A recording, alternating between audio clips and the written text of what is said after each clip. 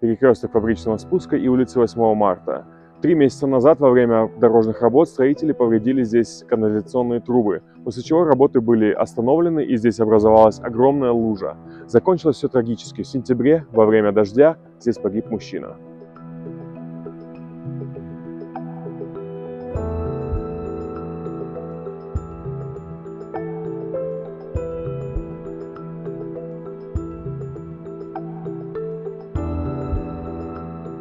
Вот эта вот картина самого света.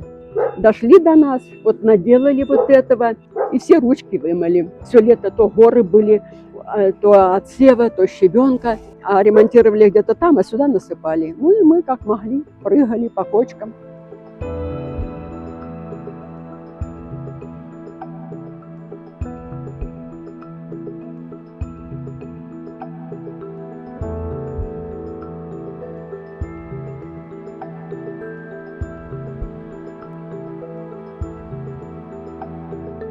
Все источники найдены, затампонированы, либо же ямы восстановили люди, и вроде как все источники воды устранены. На данный момент построена канализационная трасса, засыпана, и также ведется подготовка к отсыпке асфальтной крошкой улиц.